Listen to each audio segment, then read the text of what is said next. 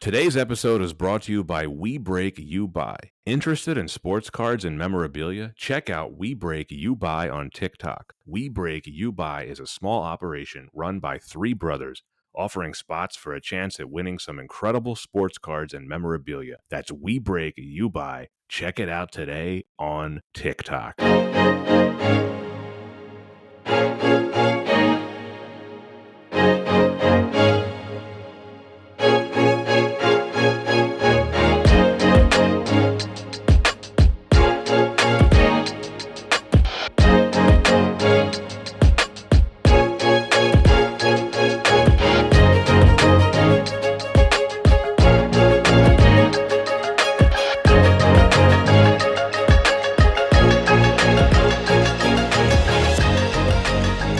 Welcome to a new season of Why Wasn't It Better? I'm your host, Patrick Darms. And I am your co-host, Anton Paras. And we have a first-time guest with us, Zion Parker. Welcome to the podcast. Welcome, Zion. Thank you. Nice being here with you guys. It is our pleasure. We have been looking forward to having you on for a while. We've been planning this, we've been communicating. I guess technically this is a referral. Does that count as a referral? Yeah, it does. Yeah. Oh, yeah, absolutely. Yeah, we had a mutual friend refer you. And this is a big one because I sent you a list of potential films and you picked probably the juiciest one to talk about, I think. Man, because I have a lot of thoughts on this one, dude. This is a film that I agree. When I saw it the first time, I had a bunch of thoughts. When I saw it the second time, I had more thoughts. When I saw it the third time, I may have had less thoughts, but make of that what you will. But Zion, please tell the listeners a little bit about yourself. Yeah, I am currently based out of Dallas, Texas. I'm from Las Vegas, Nevada, and I work in the entertainment world. I am a writer, a comedian, and a chef. So I balance and juggle all three. Currently writing a cookbook now, which is scheduled to be released in March. So that is like the big thing that I am working on. But I have been working in the industry for like the past 2 years, and it's been amazing so far, to be completely honest with you. Fantastic. And did you want to share the cookbook title with our listeners and where they can find that? Yes. So it's going to be through an independent distributor called Found. They work with like a bunch of creators similar to myself who do create like cooking content. Creators like Kimmy's Creations, One Stop Chop, who have like millions of followers online. So you can definitely find it there. And the name is Delicious Not Suspicious. And I named it that because over the years, I have seen some things that have definitely rose like my eyebrows. And I'm like, I know what you mean. I know what you mean Yeah. there. Yeah. So looking Fantastic. forward to that. I will absolutely include all this in the show notes too when this gets published, so you can be sure. And where can the listeners find you? Because you have a particularly impressive Instagram with a lot of cooking material. Yeah, so my Instagram, I surpassed about 10,000 followers around October. So you can find me there at Zion Parker. And then I'm also on TikTok. Over there, we have about 61,000 followers. Same username. Wow. You can find me there too. Yeah. TikTok sounds like the place to be. It is, man. It'll get your thing off the ground very fast. I don't know why we don't have TikTok. Probably because I find it infuriating, so that's probably why. But that's because I'm out of touch, so it's all good. We actually had a listener email us like, "Why aren't you on TikTok?" And I just didn't have a good answer. I never responded to the email. I recommend. But it sounds like we need to be. Yeah, I think I think it's inevitable at this point. Yeah, I might as well. Just let's hop on the TikTok train. I'm at the age where I'm trying to move away from social media, and like now that I host a podcast, it's like I have to be more involved with social media than ever. But I can't complain about that. That's crazy. Right. I mean, at the same time, it's been great to be able to build up our social media presence just because it's been awesome to get all the feedback from our listeners, our subscribers. It's allowed us to connect with great people like Zion. So we're really, really happy to have you on the show today. Absolutely. It's my pleasure being here. I listened to one of your episodes and I was like, man, I got to find a way to finesse my way onto this show because they talk about a lot of interesting things. And here I am. You are too kind. You are too kind, and we have a lot of interesting things to dive into today, and Do. yes we do. Yeah, this is a big one. We are talking about Oppenheimer today. This is a film that we wanted to cover last season, Anton, if you recall. We were Right. trying to release this episode to coincide with the film's theatrical release, but you weren't able to see it in time, and then we kept Mhm. pushing it. I'm not blaming you. I'm not blaming this on you, Anton, just for the Let record. But let the record show it's my fault. it is not your fault. It's just not like that. We're not we cover a couple of new films every season. We wanted to do this one because when I first saw it, I had thoughts, but this is not your fault, Anton, because the fates have aligned and now we are able to cover it with a guest we've been very excited to have on, because the Yes. first thing that Zion said to me when I sent him a list of potential films was, I have thoughts about Oppenheimer. And I was like, yes, this is going to be great. So it's Oppenheimer. Anything else we want to cover admin related before we get into this, Anton, or do we just want to go right in? I mean, the biggest thing is just, of course, we're in a new season, so really excited about that. We have quite a bit of content with our first 3 seasons, so just want to remind listeners, definitely check us out. If you haven't listened to our previous episodes, we're on YouTube, Spotify, Apple Podcasts, where whatever platform you go to listen, check it out, and check out our Instagram, our Twitter, and then our soon-to-be TikTok eventually. That's So right. yeah, And we maybe we Patreon? maybe and Maybe? I right, don't know. Yeah, we keep maybe. hinting at it, Yeah. but we've loved our journey, and we're excited to continue to dig in. As folks listening to the episode will know, it's awards season, so actually I think that it lined up really well with when we decided to record. Indeed, it did. One final thing. If you are a casual listener and you like what you hear, please give us a subscription, a follow, whatever you need to do to follow us. If you want, we appreciate it. Every listener counts. Anton, you're absolutely correct about award season, because this film is a heavy favorite to win a lot of the awards. It just did very well at the Golden Globes. And another bonus of recording this now and releasing this episode when the listeners hear it is that this will finally be available on a streaming service within about a week of you hearing this. It is coming to Peacock. I know so many people have Peacock, of course. Hmm. That was sarcasm. Apparently it's controversial because not a lot of people do. Very controversial because for the first time they didn't have a major NFL playoff game on broadcast. They were forcing folks to get on the Peacock app, which I don't know if the numbers net out if that was a good idea or not. I have no idea. Without further ado, I will intro this film for us, and then we can get into the discussion. Oppenheimer. During World War II, Lieutenant General Leslie Groves appoints physicist J. Robert Oppenheimer to work on the top-secret Manhattan Project. Oppenheimer and a team of scientists spend years developing and designing the world's first atomic bomb. Their work comes to fruition on July 16th, 1945, as they witness the beginning of the nuclear age, forever changing the course of history. Oppenheimer was released on July 21st, 2023 by Universal Pictures, Syncope Inc., and Atlas Entertainment. It was directed by Christopher Nolan. The screenplay was written by Christopher Nolan. It is based on American Prometheus by Kai Bird and Martin J. Sherwin. It stars Cillian Murphy, Emily Blunt, Robert Downey Jr., Matt Damon, Florence Pugh, Josh Hartnett, Benny Safdie, David Krumholtz, and Kenneth Branagh. The budget was $100 million and the box office was $953 million. Zion, as you are today's guest, why did you want to talk about Oppenheimer?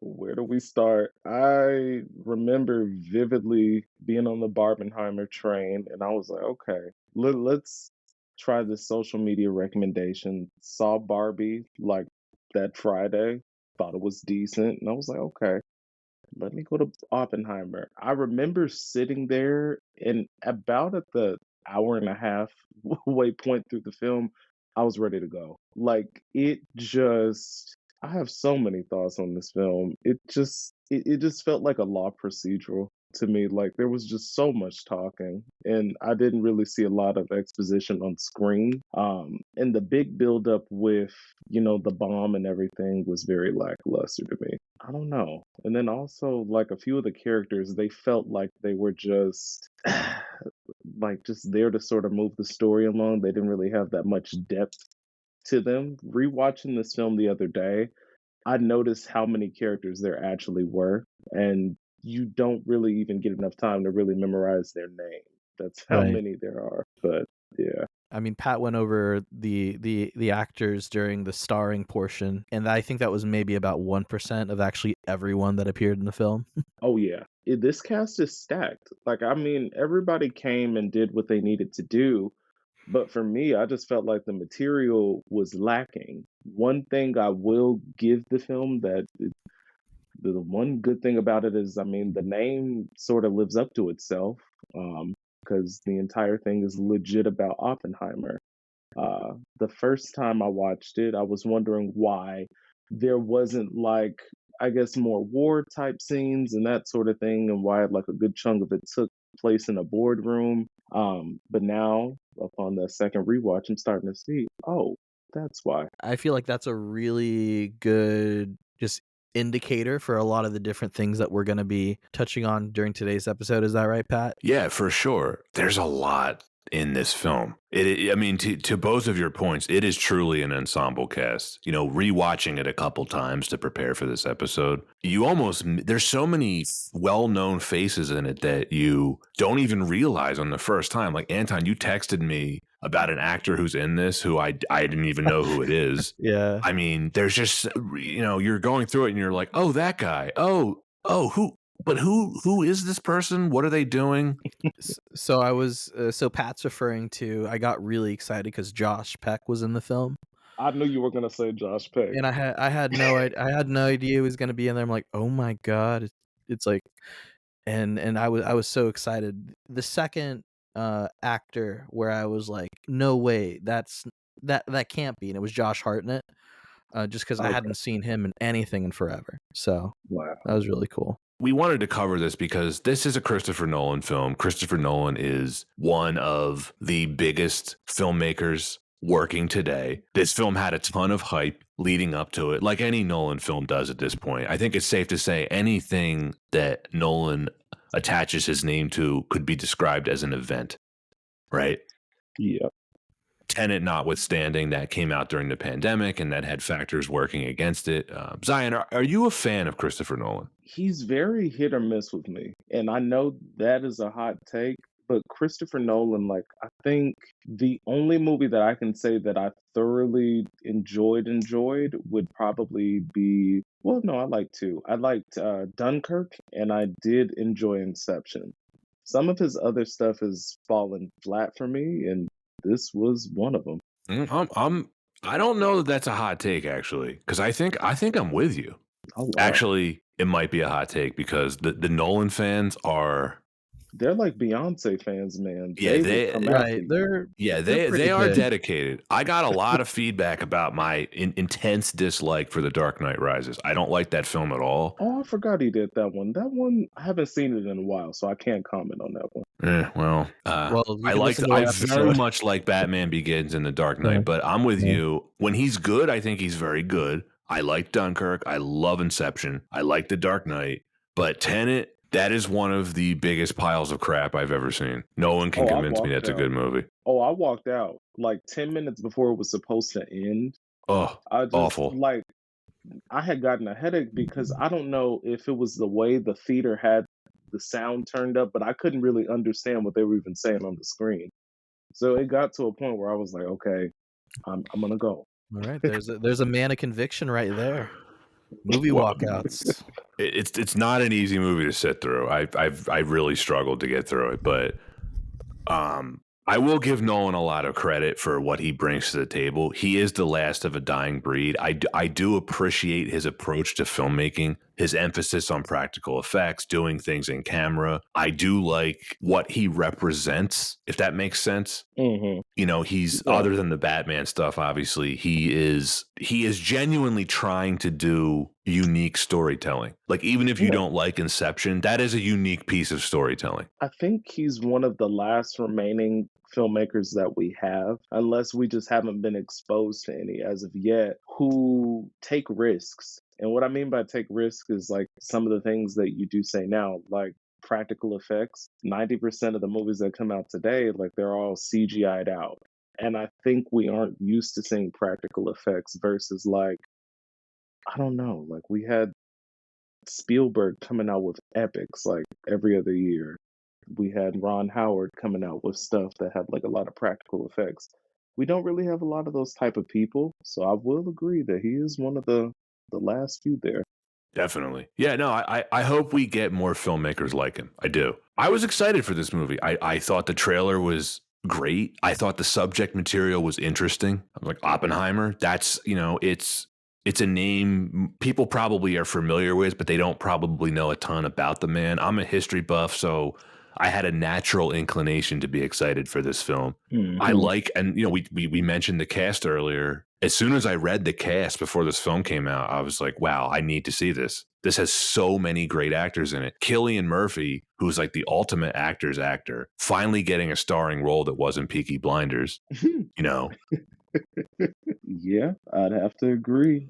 I think that the cast was sort of working for it. I think my main issue with the film was not even the length, it was really the pacing and just like it felt just mm, extremely long. And it's bad that I say that because they re-released Titanic in theaters last year. Went through it and it felt like I was in there for 5 minutes I versus love watching. Titanic. Yeah, it doesn't feel like you're in there for all eternity, but Oppenheimer does. It feels like I'm just stuck there, like watching these people talk for this entire film. Well, I have a bunch of thoughts on the pacing. I can't wait to get into it.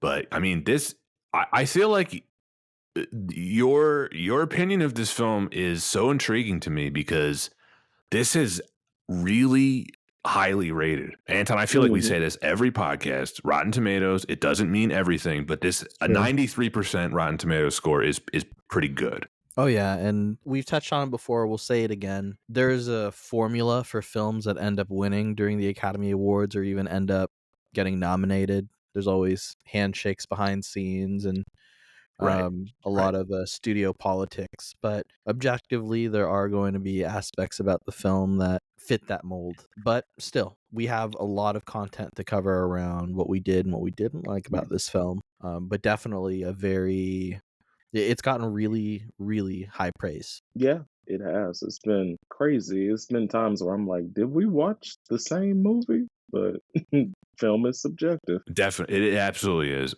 I can't wait to talk about this. This is going to be great, Anton. I think we can get into the production history before we get into the actual discussion of why maybe we thought this could have been better. But Sure, let's do it. this film is, of course, based on American Prometheus, which is the biography of J. Robert Oppenheimer, written by Kai Bird and Martin J. Sherwin. Sam Mendes originally sought to adapt this book based on its publication in 2005, but the project never got off the ground. Oliver Stone passed on the opportunity to direct this. I think this would have been an interesting film if Oliver Stone had gotten a crack at it. Yuck. Who knows, right? In 2015, J. David Wargo optioned the book, then commissioned and rejected several scripts. Now, before reading the book, Christopher Nolan had been interested in making a film about Oppenheimer's life. Nolan first became aware of Oppenheimer as a youth after hearing the lyric, quote, "How can I save my little boy from Oppenheimer's deadly toy," end quote, in the Sting song Russians. In 2019, towards the end of production on Tenet, star Robert Pattinson gave the director a book of Oppenheimer's speeches. Now, during the COVID-19 pandemic, Wargo flew to Hollywood to meet with actor James Woods, this is weird, who set up a meeting with Charles Roven, a producer for various Christopher Nolan films, and in turn, Roven gave a copy of the book to Nolan. Both Wargo and James Woods are executive producers on this film. This is probably the wackiest credit I can think of, James Woods being involved in this film despite not acting in it. I don't really have anything to add on that. That's Make your jokes interesting. now. Yeah, right. I, I was like, that James is. Woods? Is this I, the same James Woods? I forgot he existed. I think it's probably for the best. Yeah, absolutely. Yeah. I don't think it's a hot take to say he's went off the deep end at some point. We'll see if he ends up coming back in a twilight of his Eh. career Hollywood film, but this was not going to I'm be betting it. that he doesn't. I'm going to bet that he doesn't. I put a lot of money on that. I think he's done.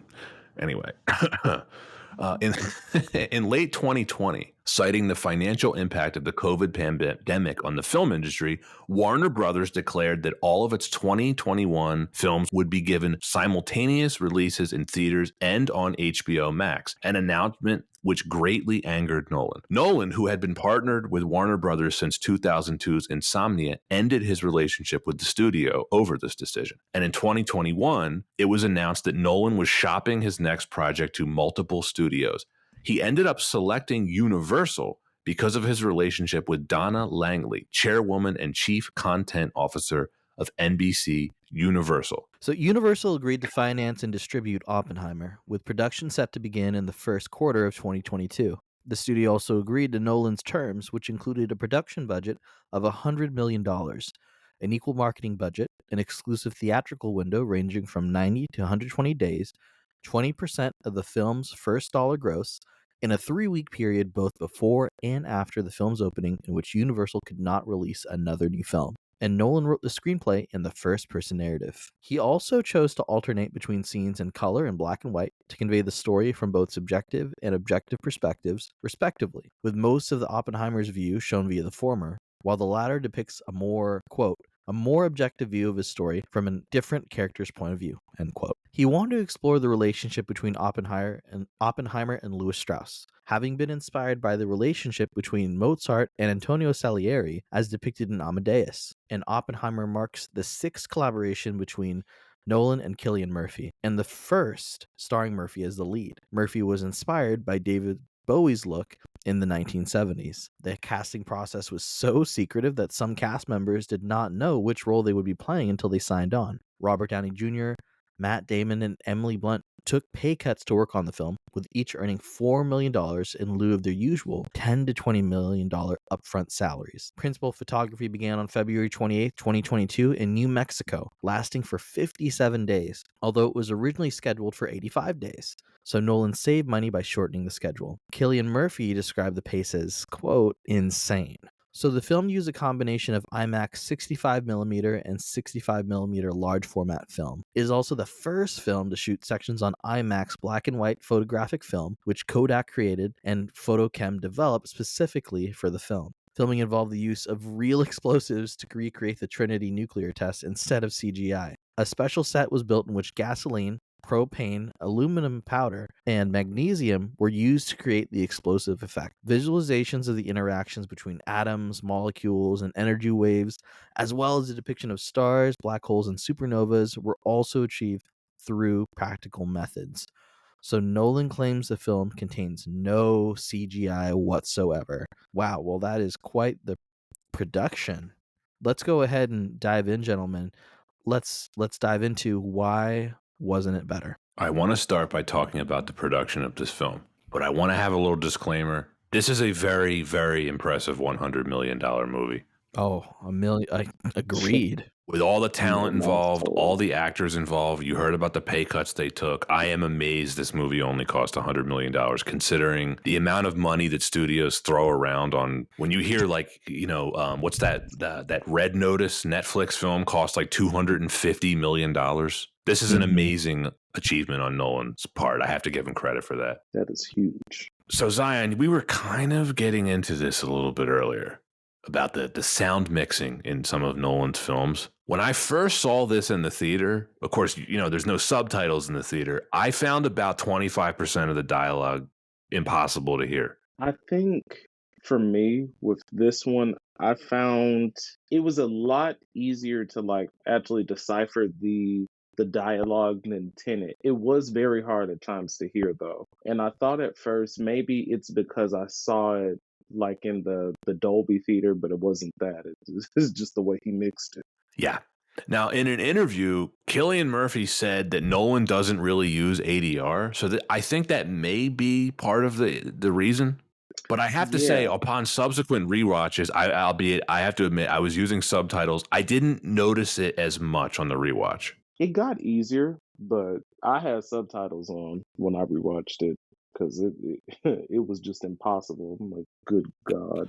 Now, comparatively, how is this experience of difficulty in hearing the actual dialogue compared to other Nolan films? Not uncommon, right? No. Not necessarily, no. No. Dark Knight Rises had the same issue for me, you know, a little bit with Bane's voice, like, oh, Mr. Wayne. That's funny. My other issue with this, I want to talk about the scoring. Not necessarily the score itself, but how the film is scored. So Ludwig Göransson needs to simmer down in some of these scenes. I thought the score was pasted over too many scenes. It's too loud. If you thought that Nolan's dialogue was difficult to hear on its own, I found the music downright intrusive in some scenes. Hmm. Yeah, I mean, I think I'll be the first to kind of come in with my own or with my take on this very, I think, intentional intrusiveness. This is one of those Pat we chatted about this before where I said this is Nolan really being a very unconventional director, storyteller with this film. And the use of mixing here I feel like was very intentional to draw that same tension, unsettling of feeling of discomfort and tension as more and more of the scoring represents the actual internal feelings of Oppenheimer during the hearing or whatever feelings of anxiety are building during the different scenes, because you do get scenes where it is very clear you can hear the dialogue very cleanly. There's much better balance between the score and the dialogue, but I do think there were very intentional moments where you get that level of very very feeling imbalanced score and dialogue. Yeah. I can understand that part of it with the trying to create the discomfort, which is maybe I have to give him props for that. I found it distracting in a lot of scenes. Scoring in a film is not just applying music, it's also knowing when not to. I think in some scenes you just have to let the dialogue play out. I don't know if I'm a Göransson fan. This may be very Mhm. subjective on my part. So I have to. I guess it's all subjective when it really comes down to it. But I do think the music is effective in some scenes, but in others, I found it blaringly loud and downright distracting. Overscoring to me, I think sometimes occurs when the filmmaker isn't confident in the performances or the dialogue carrying a scene. Like Anton, the one thing that stood out to me is either of you recall the scene when they are building Los Alamos and Oppenheimer is showing the his wife the house that they're going to live in, Mm-hmm. and she comes out and says like there's no kitchen, and the Oh score is yeah. just blaring over everything. It's like did the music need to be that loud in that type of scene? I mean, again, I think when we think about traditional scoring techniques, it's for very conventional methods. If Oppenheimer is one that he's a very self-centered individual and in his universe distracted and focused on his subject and passion, something like whatever his wife was talking about probably was inconsequential to whatever was actually going on in his mind. Again, I know that's a bit of a cop out, but No, that was deep. That was good. I like that. I think bottom line for me, Nolan never justified replacing Hans Zimmer. This is a downgrade in my opinion. I will Yeah. say I do love Hans Zimmer, but Göransson, he's done scores for plenty of great films. I Black agree. I Panther, like his Black score for Panther. The Mandalorian. It's good stuff. The Black Panther score I think is great. I don't like the stuff that he's done with Nolan though. It's not my cup of tea. Not good at all. Don, you agree about the scoring? A little like just intrusive. It just felt like somebody was breaking in my house at 3 a.m. and it was just so unnecessary. Like, boom. I'm like, jeez, what is going on? Which Just I needs to mean, simmer down. which again, like I mean, Nolan has set out right? Like I guess audiences are a bit more sensitive to sounds than he anticipated. And I remember even just that same feeling with Dunkirk in theaters. I felt myself like shaking in my seats. Especially considering this film, very intense sounds. Dunkirk has similar scoring, but the reason why I like the Dunkirk score better is A, not only is it Hans Zimmer, but B, Dunkirk is a very visual movie. There's not a lot of dialogue in it. This is the opposite. There is a ton of dialogue in this film, and you have a lot of the music that is constantly playing over the dialogue, and I wanted to hear the dialogue. Yeah, and man, I feel like I sound like a broken record, but if the point of the film isn't just to be we have a very unconventional story way to tell the story already with like jump cuts throughout time. You have scenes with Oppenheimer during his hearing, and I think it's particularly the scenes in the hearings where I really felt this like anxiety, this like tension of I really want to hear what they're saying. I really want to hear what Oppenheimer is saying to reply back to the questions that he's hearing uh, during the hearing. But as the music intensifies, as the scoring intensifies, it becomes more difficult and difficult to hear what he's saying. So it really is creating like this very strong tension. I felt this even more, and I felt like it was a very intentional imbalance during the scene where Oppenheimer's in during the rally, and you see visual effects of the background around him slowly start to move. It becomes silent, but then you hear a scream, then you hear the loud noise come back in. Very, very from my perspective, intentional use of sound to create that experience. I didn't look at it that way. That's an interesting take. Again, just my perspective. Yeah, I think that is, I don't think I've ever had anybody break it down in a way like that.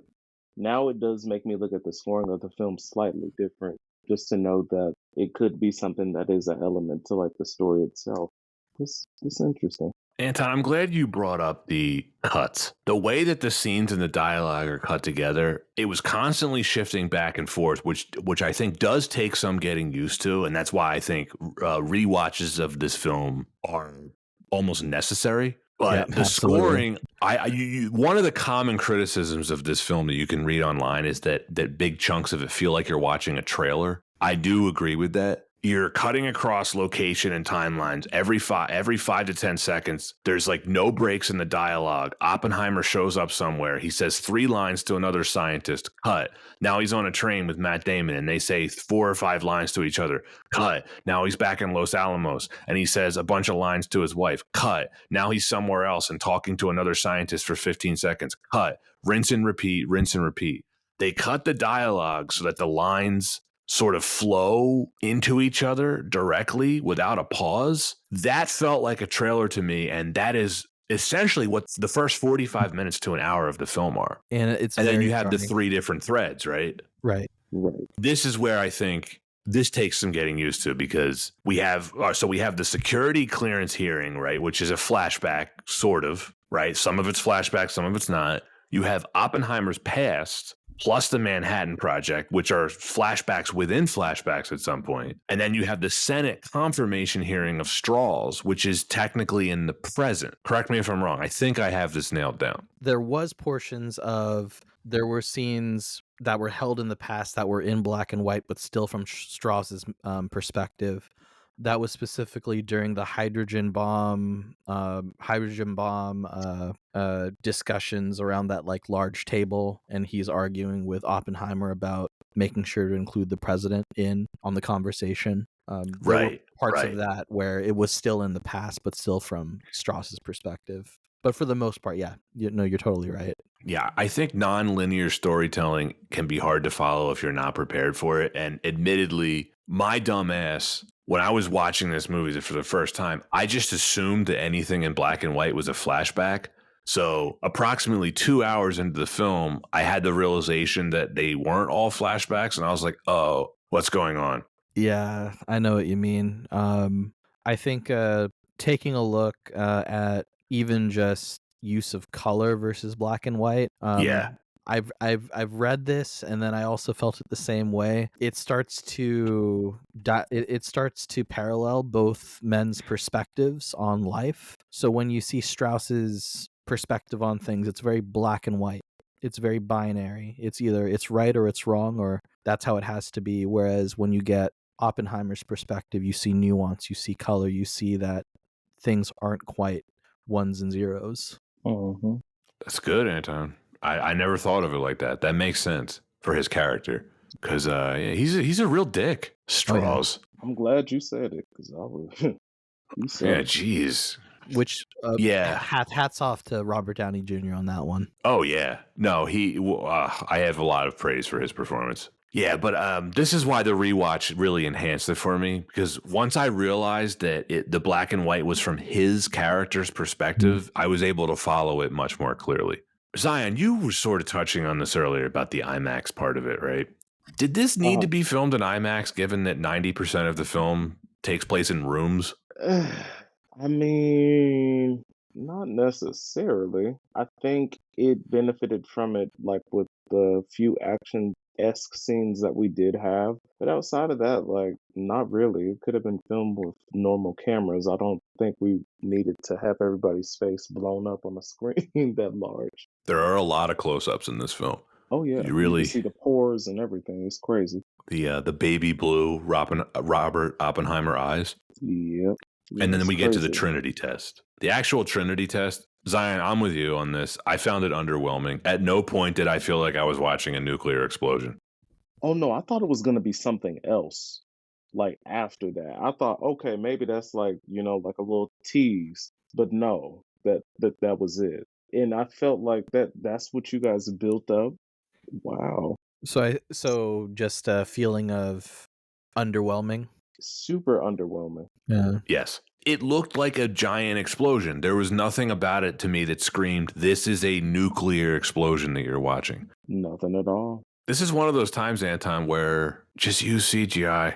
I never thought I'd actually say that. We usually say the opposite on this podcast. There's too much CGI. They're misusing CGI. I think CGI would have enhanced it. I respect Nolan's ambition for not wanting to use it, but yeah. Yeah, no, Man, I can see it. I think that it's all about also what you choose to include in the film to really push that like the weight of the atomic impact. I mentioned this before, before the recording, Pat. If you don't show actual scenes about impact in Japan, there is a bit of to me it felt like a bit of a missed opportunity, but I feel like that would have been just added production and time and investment in where the story would go that probably didn't match quite evenly with what Nolan's vision was. But I think I can totally see why, from a lot of perspectives, the actual Trinity test scene felt underwhelming, even for like the story that ended up being told.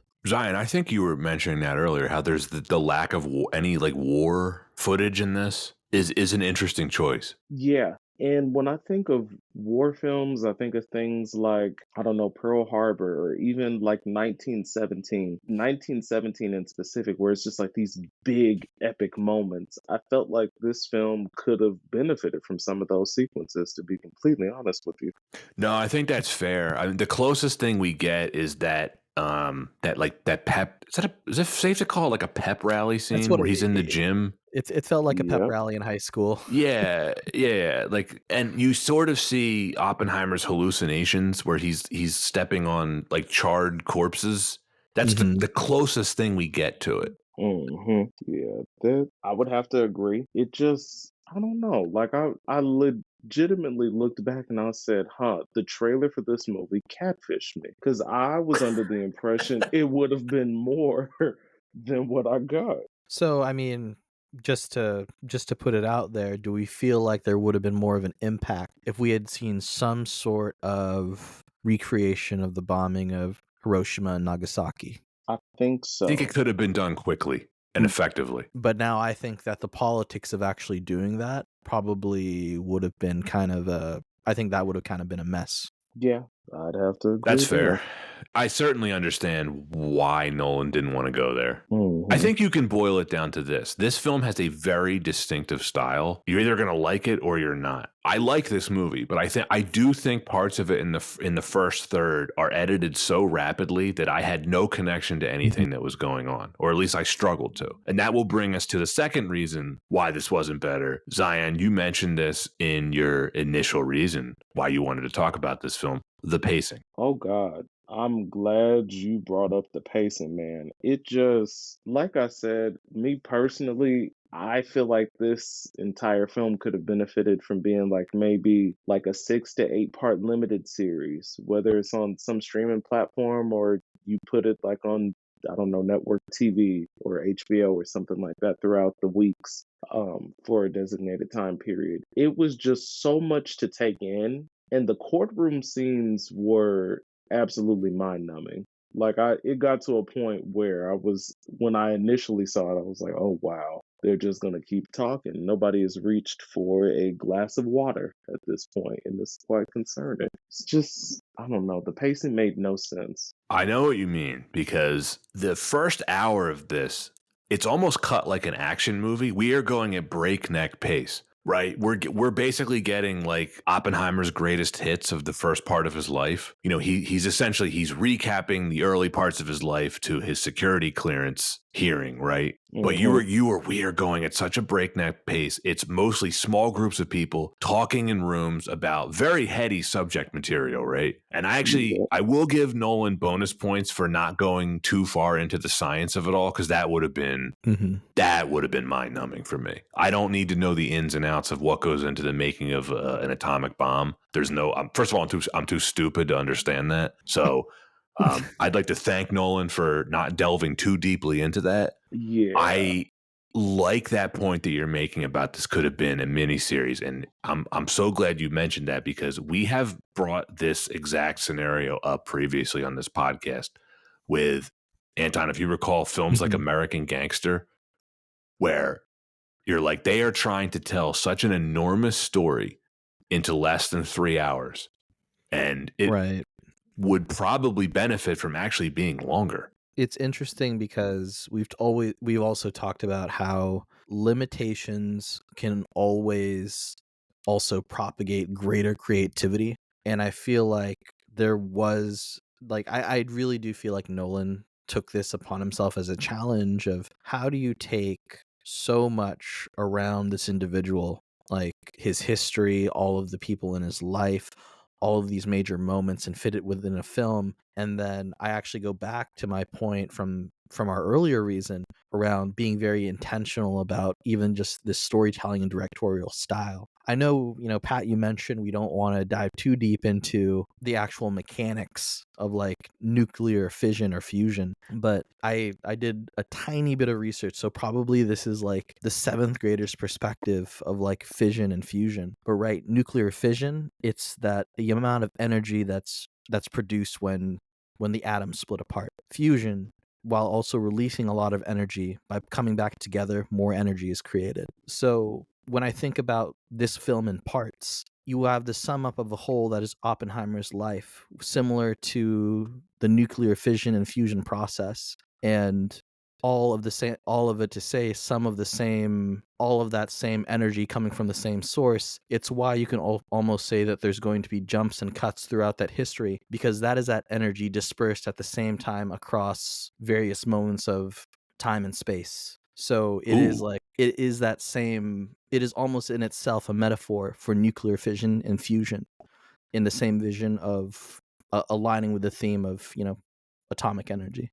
Nice. That's good. That is really good. Yeah. Is that why this film has 2 parts or 3 parts? Because the first part's called Fission, right? Right. There's fission, there's fusion, and I forget the third part. Anton, that's like some of the best stuff you've ever put out on this podcast, I gotta say. I mean, the film has me thinking, man. Bars. I like it. I still think he made the right decision not to go too much into the science of it all, because that would have been, well, it would have been grueling for me. Yeah, but I mean, at the same time, how do you, as a director, even get a chance to play with something like that, of like put the theme of the movie into the actual storytelling of the film itself? You can't do that with a short film series, almost. It's he actually had to fit his own gadget, right, into the medium that is the film. I was trying to think how to articulate this. One of the things I think that the pacing, where it's challenging, is, Zion, I want to hear your thoughts on this. There's a lot of scenes early on where it feels like they were trying to create tension, but I don't know what the tension was for. Like, do you remember the sequence where Oppenheimer comes home, he finds the baby crying, his wife Kitty is just blasted drunk, and then it cuts to him dropping off the baby at that communist guy's house. And quote unquote, like, for a while, he's like, "Hey, can you take my kid?" They don't really follow up on it. I don't know what the tension there was.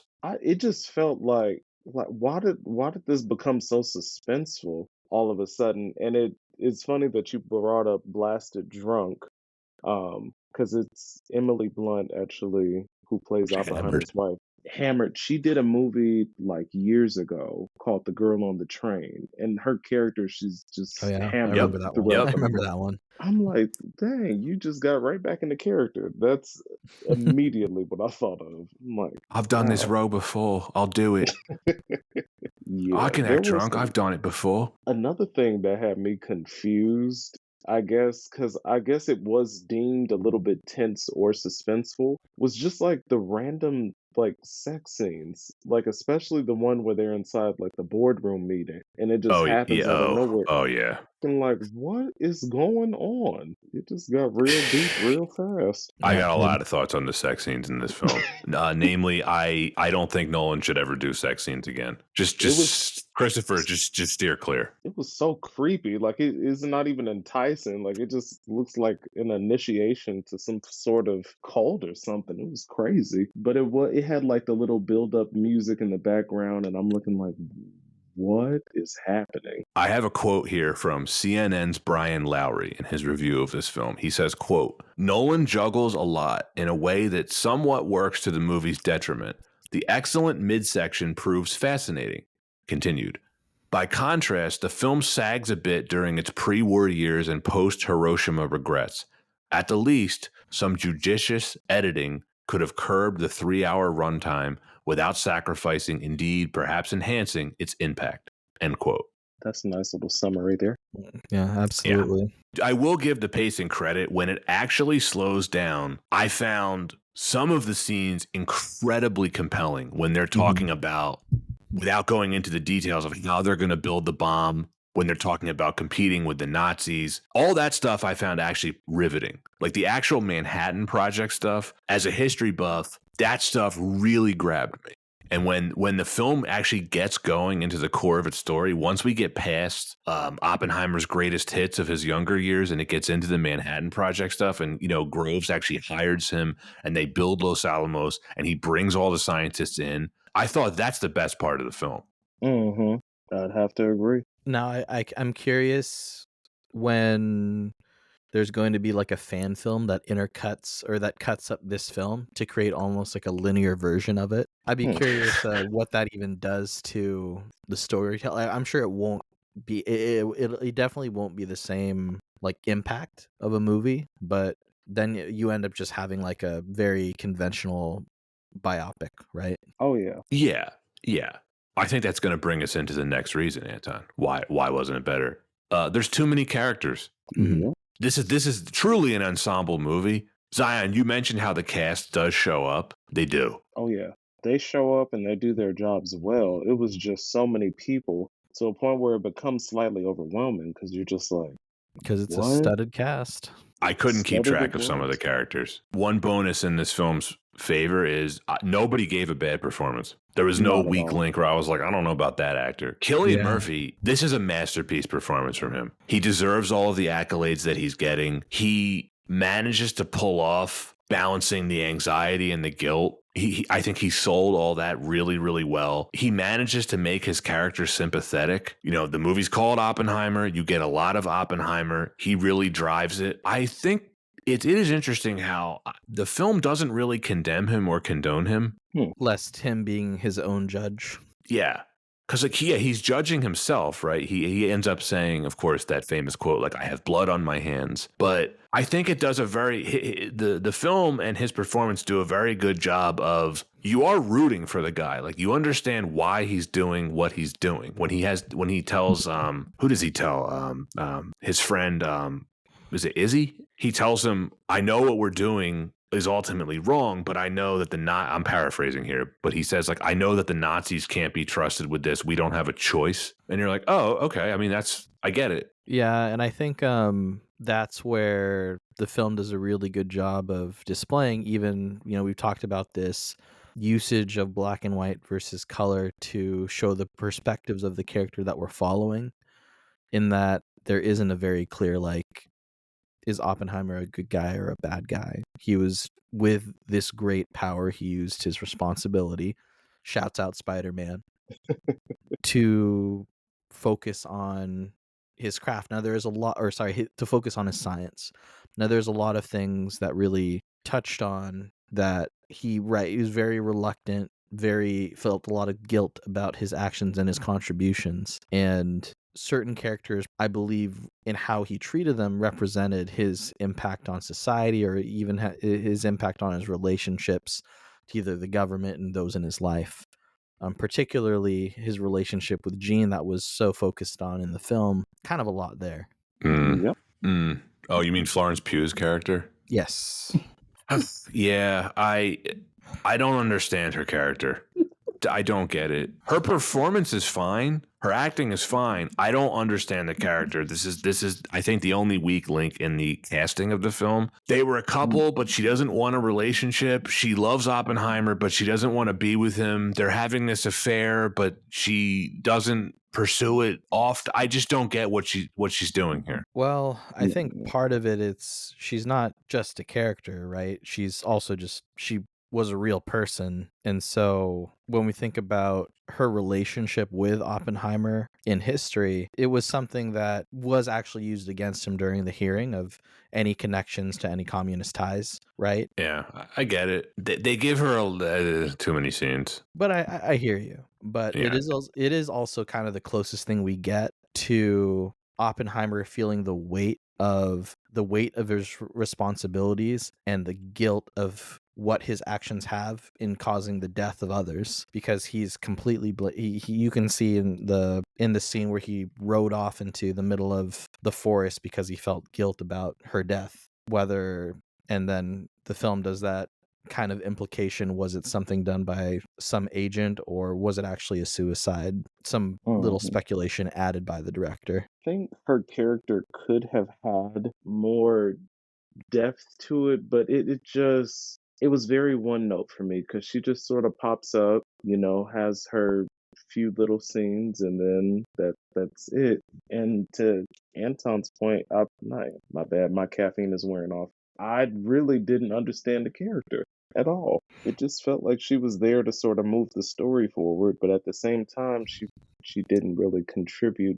anything. Yeah, and then I agree with both of you. The very awkward sex scenes just did not They were hilarious because I'm I don't sitting think here like, I needed to see that.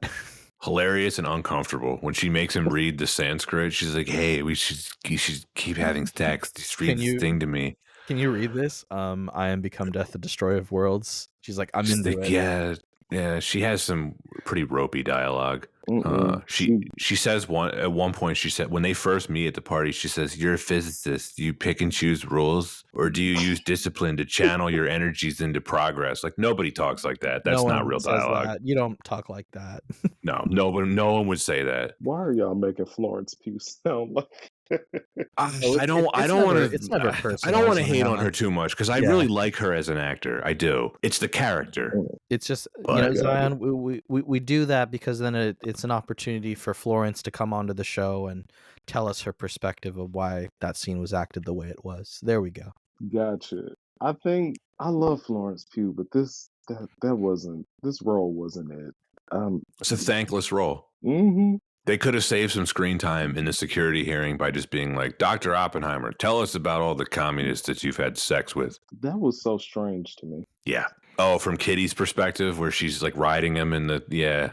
Oh yeah, that scene. Sigh. I think the rest of the cast is great though. Robert Downey Jr. Oh, magnificent. What a great performance from him. He showed up and did what needed to be done. He was awesome. He was great. He hasn't been in a ton lately, right? He's kind of slowed down after the Marvel stuff. He had the Dr. Dolittle disaster. Oh yeah. And then he turns up in here just to remind us how great of an actor he is. He says this is the best film he's ever acted in.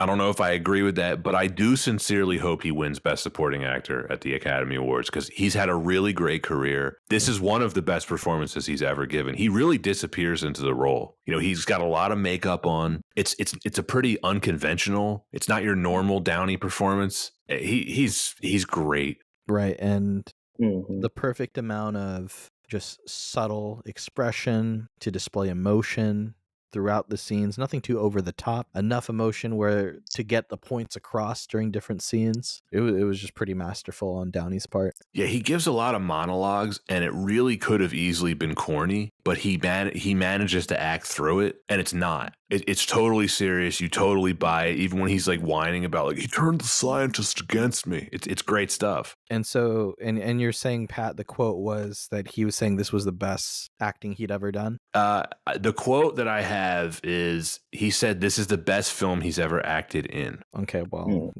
history begs to differ because, of course, there was Tropic Thunder, but right. What's the best film he's ever acted in? I don't know. I have to think about that. He's been in a lot of great movies. Sherlock Holmes. I love Sherlock Holmes. I think he's great in that. He was in Chaplin. He was in what? Chaplin. Oh, Chaplin. Yeah, I don't know. That's not a very good movie, but he's good in it. U.S. Marshals? Easy. He's great in it. Yeah. I think Shaggy Dog was a strong contender. Oh, there we go. There we go. He's been acting a long time. Yeah, the rest of the cast, there really are too many characters. I could not keep track of who was who half the time. A lot of faces that you recognize, they pop in, they pop out. Like Anton, you mentioned Josh Peck. Yep. I didn't know who his character was until you told me via text message. That guy that essentially turns the guy named Borden, you know, the guy who goes to the FBI about his suspicions about Oppenheimer. Like, I don't know what his character did. This is what I call a Wikipedia movie, where there are so many characters, there's so much going on that you really need Wikipedia to supplement the material. Wikipedia, man, you need an encyclopedia. You need a lot of things to really I think you do have to watch this movie a good 3 to 4 times just to get a good chunk. Either that or sit down with Christopher Nolan himself so he could break it down to you. Because my God, I would love to listen to a director's commentary of this. I don't think it's on the Blu-ray. I got it and I didn't see it listed at all. It might be. I wish it was. I would love to hear what he has to say about this. You know what this film needed? Intertitles. Have either of you seen like old school films like The Longest Day or like Tora? Yeah, using that to introduce certain characters. Yeah, they would use these intertitles to tell you like Robert Fuchs, nuclear physicist. And you're like, oh, okay, I know who that guy is now. Because several times this film, I noticed this on the third watch, when one character would drop a name like Fuchs or Chevalier or whoever, the film would do a brief cut back to that person's face and you're like, oh, okay, that's who that person is. That's how many characters there were in the film. They had to like cut back to people's faces to remind you who they were. This is a silly theory, but maybe Christopher Nolan actually wanted to bring back proper research among film watchers. So he's hoping that people actually go out and read books and look up things online to figure out exactly what happened in his film. Well, that's what I did. So it's working. Yeah, I mean, I had to do that. And it actually, I mean, because I'm a history buff and a nerd, a lot of the stuff I ended up reading was interesting. And I think there are standouts in the cast. Again, I don't think anybody really gave a bad performance. It was nice to see Josh Hartnett still employed. Yep. The character played by David Krumholtz, I don't know if you recognize the name. He played Isidore Robbie, you know, Oppenheimer's friend that he originally meets in Europe. He was there during the hearing. Yeah, he's there throughout the film. The real life guy, Robbie, he's a Nobel Prize winner. He won it for physics in 1944. Really cool guy to read about. And then, of course, we get Kenneth Branagh playing Niels Bohr, a legendary physicist. He basically has like 2 scenes in his cameo, but he's the one who tells Oppenheimer that he's an American Prometheus. That was a little on the nose. A little bit, yeah. So like some of the dialogue is just like, would people really say that in real life? Again, I want to read the Florence Pugh quote to you again. You're a physicist. You pick and choose roles, or do you use discipline to channel your energies into progress? Like, no one talks like that. Oh, actually, during a letter transcript, that's exactly what she had told Oppenheimer during that part. No, I'm just kidding. There's no way she said that. You can't lift the stone without being ready for the snake that's revealed. Oh, God. You don't get to commit sin and then ask all of us to feel sorry for you when there are consequences. I actually kind of like that line. That sounds serious. It's heavy stuff. You're telling me? Yeah, there's just so many characters. Who was Rami Malek's character? Does anyone know? So he was involved with the Manhattan Project, And this is literally Right. all just knowing because I had to look it up afterwards. Right. But His name is Dr. Johnny Exposition. Is that correct? fair enough. I think that's what it says on the official record books. His name is his real life character's name is David Hill. All joking aside, he appears without any lines in like 2 shots of the film, and then he shows up at the end to do his his testimony where he ultimately tips the hearing against straws. But I didn't know who he was. I'm like, what is the significance of his character other than to show up and condemn straws? But so many well-known characters, right? We get a Gary Oldman cameo as, President Harry Truman. It's weirdly my least favorite scene in the film. I think my least favorite character in this film was Albert Einstein. I forgot that he was in this movie until I rewatched it the other day. I was like, God, I did not realize that you were living during this time period. Yeah, I think he died in about 1955, so he would have been old. But they kind of use him as like Yoda. Right. Like Yeah. Oppenheimer, the Padawan. Yeah. That's exactly what it felt like. He's like, oh, yes, I remember our conversation well. It's your turn now. Yeah. They will make you a banquet with chicken salad. I love that he specifically said chicken salad. Yeah, it's like, and they end up serving it. Yeah. I don't think that's a great Albert Einstein voice. I apologize. I'm usually pretty confident with my voices, but I think the chicken salad got me. I think that's what he said, right? He's like, chicken salad and champagne. Like, why is that a marquee meal for you? Chicken salad and It's champagne? what I they don't use know. for heroes. I don't even know if that's what he said. It's just for whatever reason that sprung to mind. I think he said chicken salad. Egg salad, maybe. No, that doesn't sound like a meal of a hero that they're No, celebrating. you don't get. I don't want egg salad at an award ceremony. I want at least chicken salad. Gotta be chicken salad. And I like egg salad for the record. I'm a big egg salad fan. That's suspicious. You don't like egg salad? Oh, I like egg salad. Homemade. I only like it when I make it though. It reminds me of old ladies that cannot be trusted. All right, Zion. If there's room in the cookbook for a recipe for like a Japanese egg salad sando, I want to throw it out there, and it's inspired by Wait, what? Albert Einstein. What's Japanese egg salad? Oh, You use dude, Japanese mayonnaise, I think.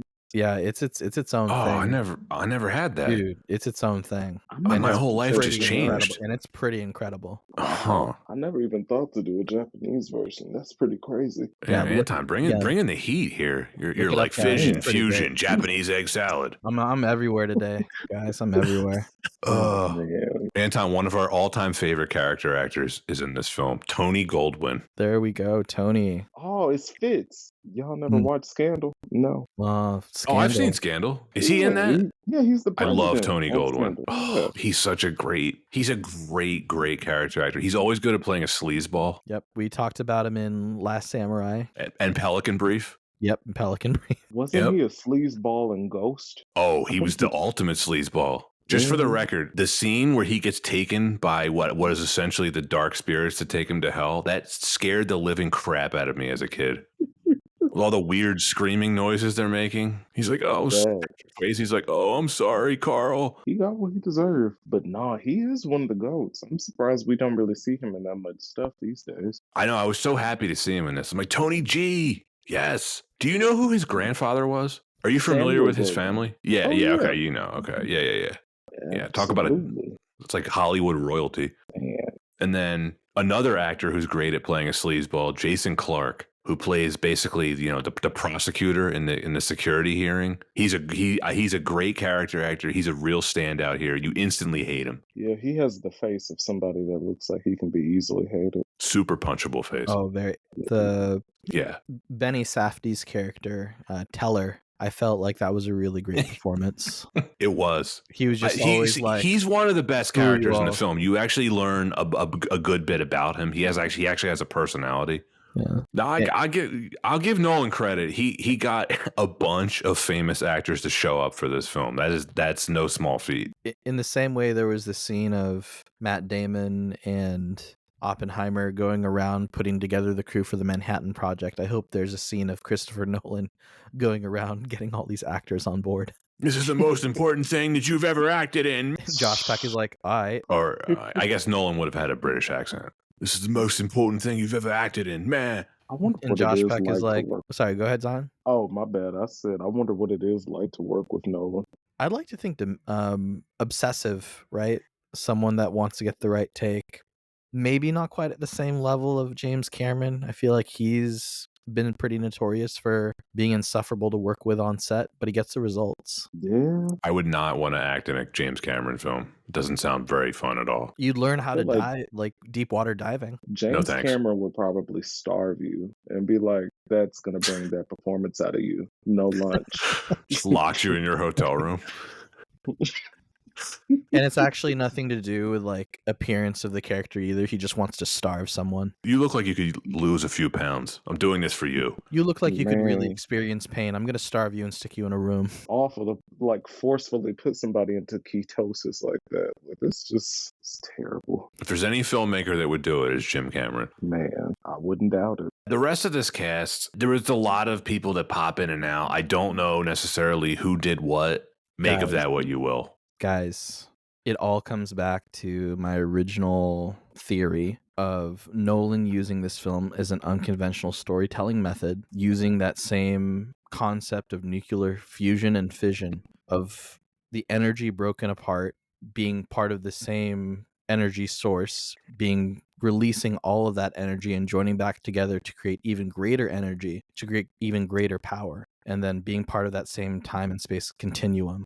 Which is why you would have moments where a character that seems so inconspicuous as Rami Malek's character ends up being very important in the future as part of that chain reaction, because it's part of those greater parts and those reactions of Oppenheimer with all of the characters throughout the film that we get the end result of a greater, even powerful reaction of what surmises through the film and is the end result, similar to, again, an atomic reaction. I don't even know how to respond to that. That's good stuff, Me Anton. either. That's deep. Brought the heat here. Yeah. It's all theories. It's all theories, guys. It's all it is. It's all it is. Theory can only take you so far. Damn it. No, that ain't theory, man. That's philosophy. You've been spitting for the past hour and a half. That's It's just having fun. Besides, I feel like, I mean, Pat, like I think when we think of someone like Nolan, even I'm just trying to justify why there were so many characters and we only got a touch of it, or why do we always have to cut so much between scenes. But once you do that as a director, if that really is intentional usage, is that pretty insufferable? Is that pretentious? I don't think it is, because I will never fault a filmmaker like this for trying something ambitious as this. I don't think it's fair to call this pretentious or something. I think I always like it when a filmmaker is taking a swing at something, right? And, you know,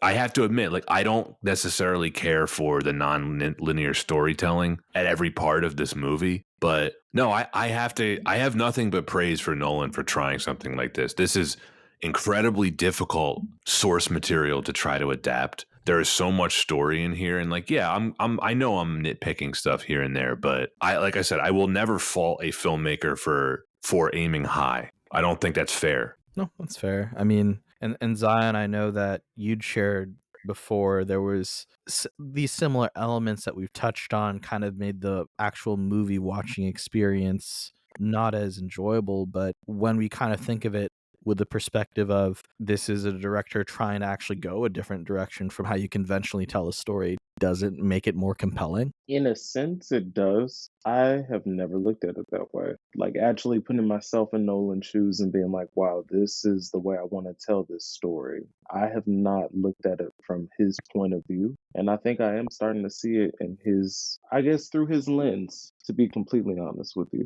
Yeah, and again, there's nothing to say that like that was exactly what Nolan intended, but I can totally see how these different elements can make it harder to conventionally enjoy the story. That's all. Well, I see a lot of parallels here to what he did with Dunkirk, which is the more I watch Dunkirk, the more I appreciate it. Hell, if you remember, similar to this film in Dunkirk, there are the three storylines going on. There's the one storyline that takes place over a week. There's the one that takes place over a day. And then there's the one that takes place over an hour, and they all intersect in the end. And he's trying to do something very similar here. And just like with Dunkirk, when I first saw this film in the theater, I was like, I didn't really understand some of it. I was confused by the black and white stuff. But the second and third rewatch, I liked it more. And I think that is a very high compliment that you can give a film. The more you see a film and the more you appreciate it, those are the great films. And then, of course, there's also opposite movies, right? Where like the more I'll give you, well, here's another Nolan film for you, Anton. The more I see The Dark Knight Rises, the more I hate it. There we go. Tell us how you really feel. I don't like the movie. It's just, look, people, a lot of people like it. I don't. It's all subjective. It's not my cup of tea. I think it's crap. Yeah, and there's nothing wrong with that. No, it's just, it is what it is. It is what it is. We'll get hate mail, or I'll get hate mail for that, but hey, that's okay. This movie's called Oppenheimer. It gives us a lot of Oppenheimer. I think it delivers on that. The feud between Oppenheimer and Strauss, it's very well acted by both parties. We touched on this earlier a couple different times, how this could have been a very successful like miniseries or limited series. The feud between those two men there's so much there.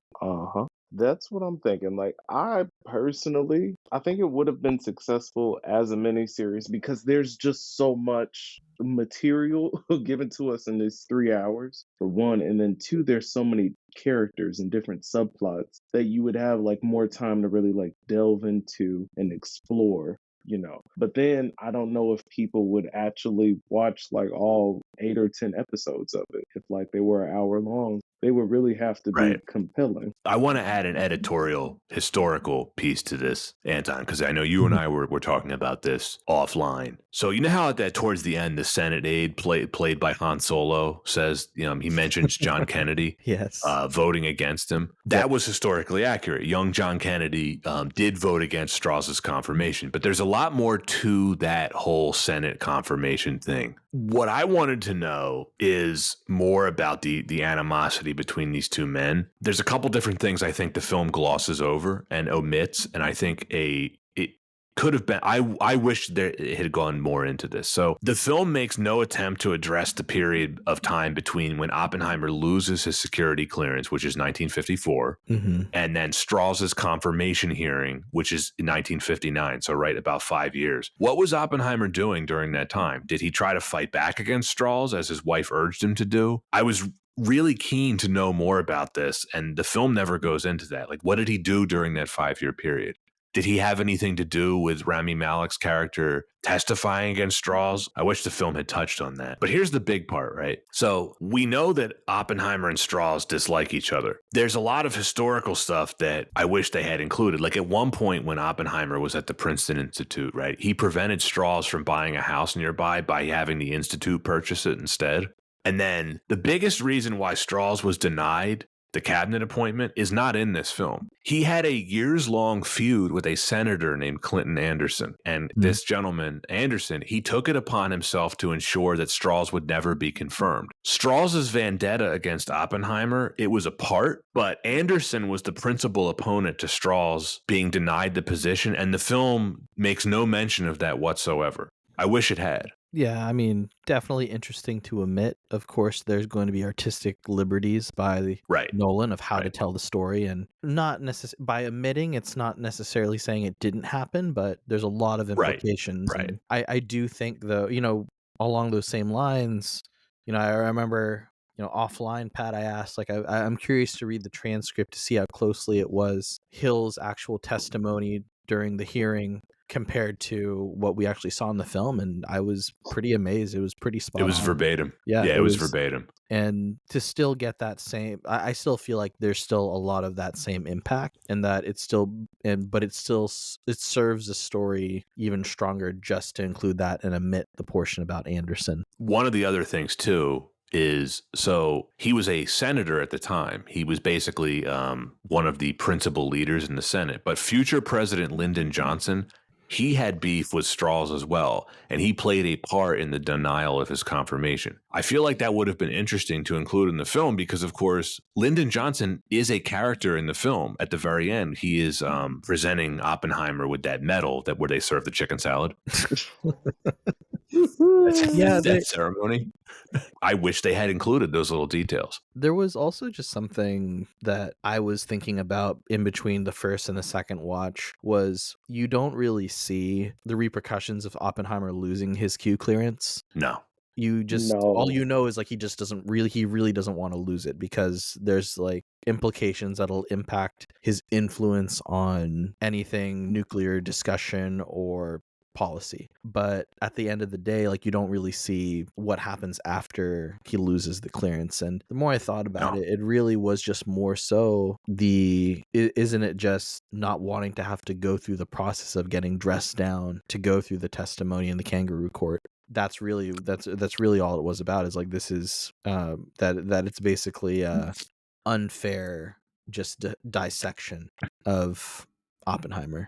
You're right. There's no stakes involved with the security clearance thing. I wanted more of that, and like him trying to poison his professor in the beginning of the film that went nowhere. Take that out. Give me more of the stakes of the security clearance thing. Yeah, Mhm. I read that actually that happened in real life, where but then usage in the film, they almost displayed it as he created something that had the power to kill, but he felt guilty and tries to take it away. So that's where you kind of get like the first instance of Oppenheimer feeling remorse for his actions or something that he created. So I think like that's just what that scene really hinted at. Excellent. Well, gentlemen, do we have anything to add before we wrap this up? Any additional thoughts, Zion? No, I think I personally covered everything that I had. It's a lot. It's a lot there, huh? There's a ton in this film. Yeah, There really is. yeah. I Zion, did you just, have fun going through all of the different reasons together? oh yeah, I really have fun listening to everybody's thoughts on it. It's a meaty film with a lot to dissect, and it's something that you legitimately could talk about for hours because it's. But yeah, I had a lot of fun with you guys. Oh yeah, no. Same goes here. We're not done yet. We do have our next segment where we actually put together ratings and talk about why we liked or disliked the film, and then we give it a rating between letters A through F. We use the A through F scale. And Zion, being the guest of the show, you have the option, of course, of going first. You can go last, however you'd like to go. I can go last. Okay, fantastic. Pat, would you like to go, or I can go? Either way. You can go, Anton. Yeah. I feel like you never go first. Why not? I'm ready for it. First off, Zion, really cool to hear. You said you're from Vegas originally. Is that right? Yeah, yes, sir. So, have you ever been to the Atomic Museum in Las Vegas? No, I have not. So that's my recommendation. Next time you're in town, check it out. This goes for all our listeners. I really want to recommend folks go to the Atomic Museum in Las Vegas. It is one of the best things to go to museum wise. You get a pretty in-depth experience going through nuclear weapons testing program at the Nevada test site, going deep into the Manhattan Project. You see all sorts of different knickknacks and artifacts from history, going through atomic nuclear testing and weapons, and it's just a really great experience because you get to really dive into the history.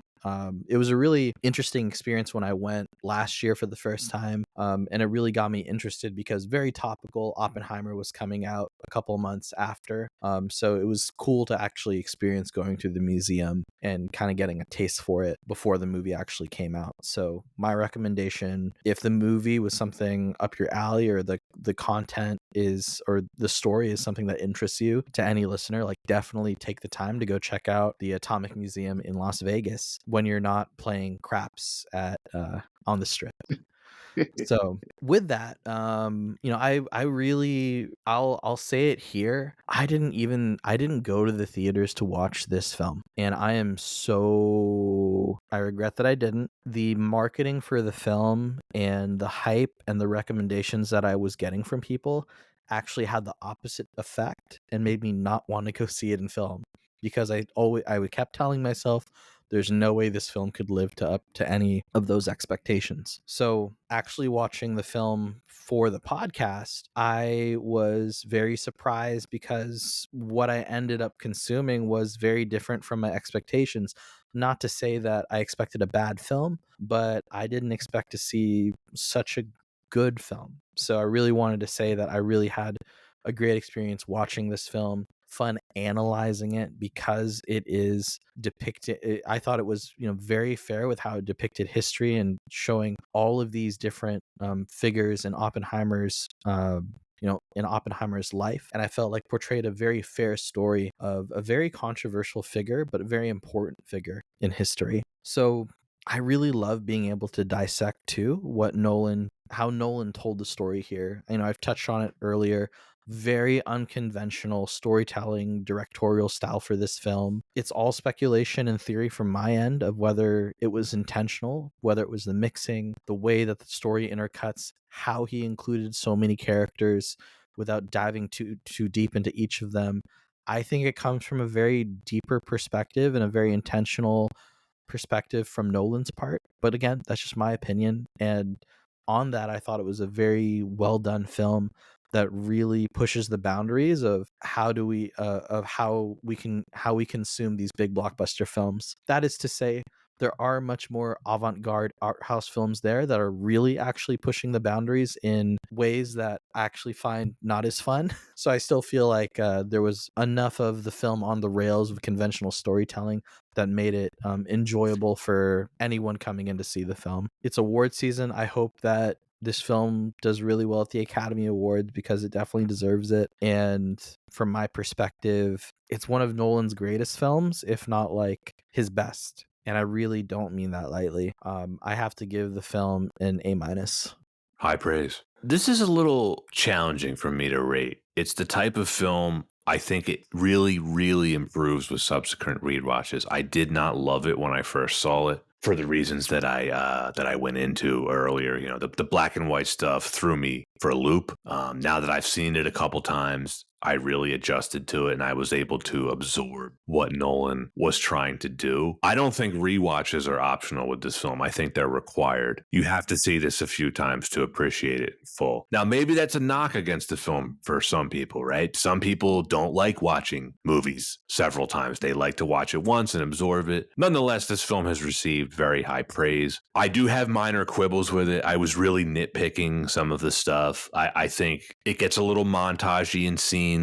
There's probably too many characters. I was having trouble keeping track of some of them, but I do appreciate what Nolan was trying to do. It's ambitious. I would like to see more, actually. I'm glad, Zion, that you mentioned the miniseries theory because I think this would be even more compelling as a miniseries. I thought the acting was excellent across the board. It's very well filmed. It's a technically very impressive movie. Christopher Nolan needs to be protected. The subject matter was difficult to tackle. He deserves a lot of credit with it. I don't know if it's a movie that I would rewatch anytime soon just because of the weighty subject material. I give this a B+. I think very highly of this film. I could see myself bumping this up to an A- with subsequent rewatches, but I am just going to have to take a little time before I watch this again. But nonetheless, I really like this film. I hope it does well at award season as well. Cillian Murphy, Robert Downey Jr., I hope they win. Nice. You guys love this thing. Me personally, I thought the film was, after the second rewatch, good, just good. It is a technical achievement. I love the cinematography in the film. The score, although it was blaring, I can appreciate it. The performances from everybody, with the exception of Florence Pugh, just because she wasn't really given a lot to do, were top notch. Everybody showed up and did what they had to do and did it to the best of their ability, and they rocked the house. This isn't my favorite Christopher Nolan film, and I don't know if I would ever watch this one again, but my rating initially was about a D, but after the second rewatch, we're at about like a C+. I liked it, and I liked its messaging and what it had to say. I learned a lot about history, to say the least, and yeah. C+, pretty good. Fantastic. I love that we're all over the place with this. This is fun. That's it for Oppenheimer. Zion, this has been an absolute pleasure. Man, it's been fun. I've been enjoying listening to you guys go back and forth on this thing. Yeah, we ramble a little bit, Yeah, we but do. But of course, Zion loved your POV as well. Loved chatting with you about the yeah. film. Absolutely. Yeah, it's definitely, we've talked about it. It's a meaty film to get through, but we got through it. Really enjoyed having you on the episode. Absolutely, it was my pleasure. Yeah, we're going to have you back if Oh you yeah, want. whenever. I would love to come back. I'll send you some more lists of films. We have our master list is like 600 movies, so there's plenty of options. Oh man, let's get to it. Anton, that's it for this week's episode. I don't know what's going to be next week. It might be. Is it the remake we're doing? Thomas Crown Affair? That's what I thought. Thomas Crown I thought Affair. that too. Yes. Thank you for reminding me. Pierce 'Cause Brosnan. That's right. Pierce Brosnan, Rene Russo. Yeah, A and little Thomas Crown Affair action. And listeners, if you want to follow along, just check out Thomas Crown Affair. It is streaming on Max. Just Max, right? Not HBO Max. Just Max. I don't want to offend the good folks at Discovery. I think they offended themselves. Yeah, I was gonna say I don't care. HBO Max. Zion, we've talked about this in a bunch of episodes. Like we think it's a dumb name change. HBO Max just sounds better. Like, oh, watch it on Max. It's like, no, it's just HBO Max. I would have rather them just overhauled it and changed it to Warner Ultimate or Warner Discovery or something versus That is Max. way better. That is way Warner Ultimate. I like that. Matt, I just don't know what Max is. Like, what is that? I don't know. We talking about a dog, my neighbor, like what? Man, Yeah, Max is doesn't roll off the tongue quite well. It does not. It does not. Yeah. Well, that is it for this week's edition of Why Wasn't It Better? We will see everyone next time. Take care.